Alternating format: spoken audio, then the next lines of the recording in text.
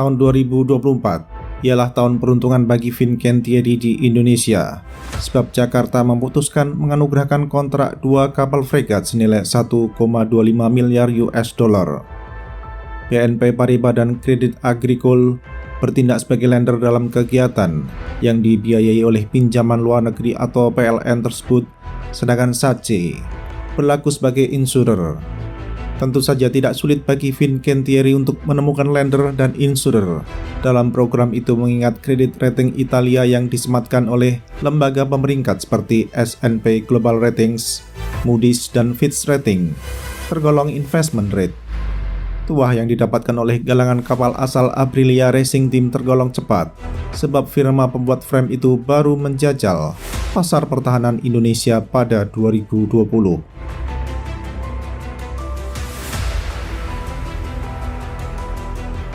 Pengalian 2 fregat kelas tahun di Revel pesanan Marina Militari kepada TNI Angkatan Laut merupakan jalan kompas agar aspirasi Indonesia segera terpenuhi. Sebagaimana dipahami, Kementerian Pertahanan ingin penyerahan fregat baru dapat dilakukan dalam tempo yang sesingkat-singkatnya, sedangkan pembangunan fregat baru akan memerlukan waktu antara 3 hingga 4 tahun. Sementara kontrak fregat Kementerian Pertahanan kepada galangan lokal yang telah efektif 2021 baru akan diserahkan pada 2030. Di sisi lain, Tentara Laut Negeri ini memang membutuhkan kehadiran fregat baru karena kapal serupa dari kampung Max Verstappen sudah masanya untuk menjalani upacara penurunan bendera ular-ular perang.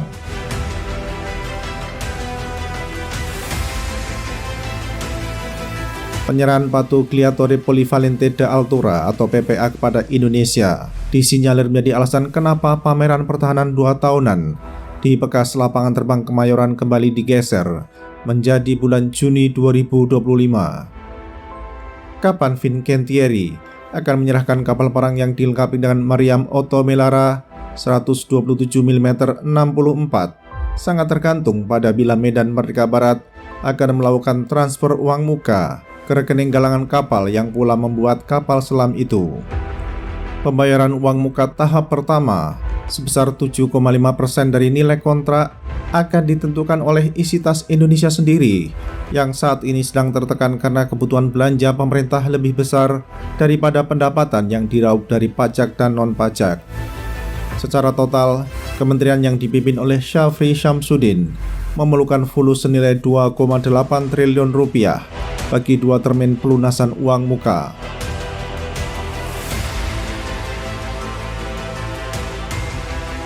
Program pengadaan lain yang terkait dengan Fincantieri pada MEF 2020-2024 dengan pendanaan PLN ialah program OPV senilai 250 juta US dollar. Kegiatan tersebut sesungguhnya tidak mendapatkan penetapan sumber pembiayaan atau PSP saat veto PLN sebesar 34,4 miliar US dollar dijatuhkan oleh penghuni Istana Bogor pada 28 November 2023. Akan tetapi Medan Merdeka Barat mengusulkan 16 aktivitas akuisisi yang telah menerima PSP ditumbalkan demi program fregat jenis frame dan program OPV kepada lapangan banteng. Suatu hal yang kemudian disepakati oleh Menteri Keuangan. Masih tersisa masa 3 bulan bagi program OPV untuk mendapatkan kontrak sebelum masa berlaku PSP kadaluarsa.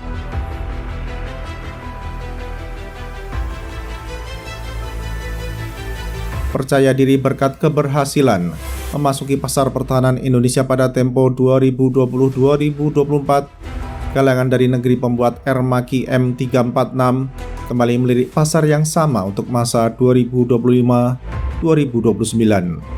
Berbeda dengan periode sebelumnya, pada jangka 2025-2029, Fincantieri nampaknya memiliki ambisi besar yang terkait peralatan perang bagi Tentara Laut Indonesia.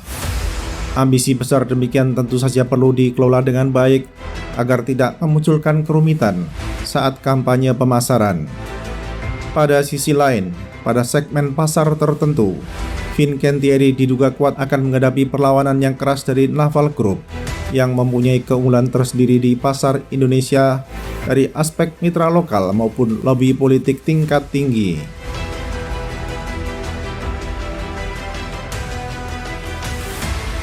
Kapal induk bekas Marina Militare, yakni ITS Giuseppe Garibaldi, sudah ditawarkan kepada Indonesia untuk dibeli dengan pembukaan harga penawaran 390 juta US dollar bersih.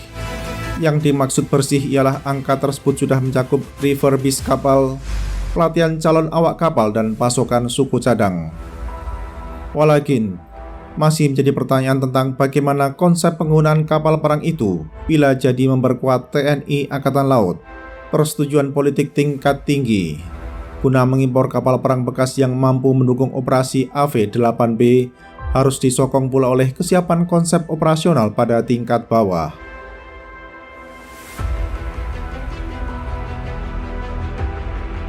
Dalam hal ihwal kapal bawah air, boleh jadi Fincantieri akan menyorongkan kapal selam U-212 varian Italia kepada Indonesia.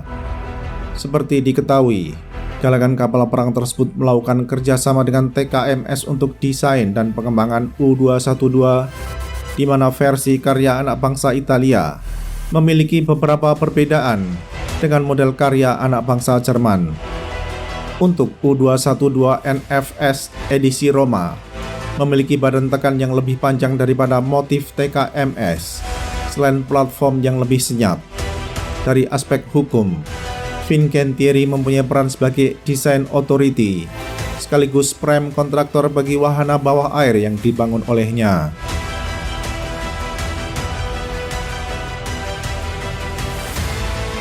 Selain menyorongkan kapal selam, diduga kuat produsen kapal perang Italia akan menyodorkan kapal permukaan. Namun masih menjadi tanda tanya, kapal kombatan apa yang akan ditawarkan oleh Fincantieri kepada Medan Merdeka Barat. Apakah galangan produsen Serinyah dengan panjang 134 meter itu akan kembali menawarkan PPA kepada Jakarta? Ataukah pembuat kapal pesiar yang dipakai oleh Holland America Line akan menganjurkan Kementerian Pertahanan untuk mengimpor frame bekas Marina Militare?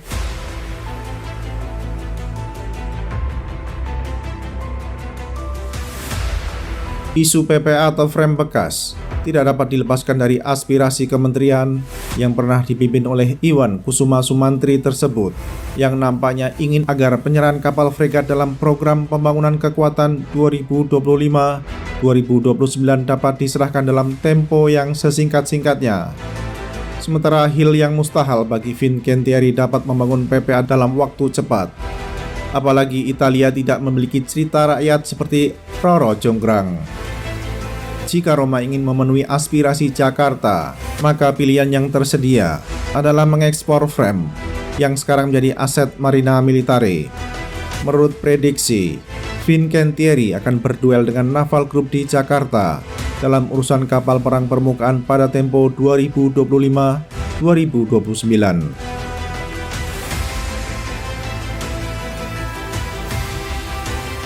Dengan kondisi yang sudah diterangkan sebelumnya, lalu di mana prioritas pemasaran Fincantieri di tempat kelahiran Putri Marino? Apakah galangan kapal yang mendapatkan banyak cuan dari pasar negeri para syekh di tanah Arab akan memprioritaskan kapal induk ex Marina Militare? Ataukah produsen kapal feri yang dibeli oleh Grimaldi Lines akan menekankan pada penjualan PPA atau frame bekas? Mungkinkah pembuat kapal perang yang selalu mengadopsi peralatan elektronika keluaran Leonardo menomorsatukan promosi kapal selam?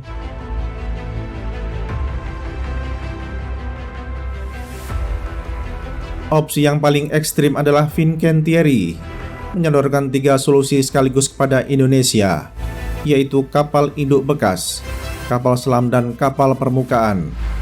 Boleh jadi dalam Blue Book 2025-2029 yang akan dikeluarkan oleh Taman Suropati, program kapal sejenis LHD, kapal selam, dan kapal fregat tercantum dalam dokumen tersebut. Bila ketiga kegiatan tersebut tercatat dalam daftar rencana pinjaman luar negeri jangka menengah DRPLNJM 2025-2029, hal demikian merupakan peluang sekaligus tantangan bagi galangan Italia. Sebab tidak mudah mengatur 3 program berbeda dalam waktu yang sama, selain dapat menimbulkan kesan bahwa seolah-olah ingin mendominasi pasar tanpa mau berbagi dengan pemain lain. Kesan seperti itu sudah muncul bagi produk-produk Turki di Indonesia selama masa 2020-2024.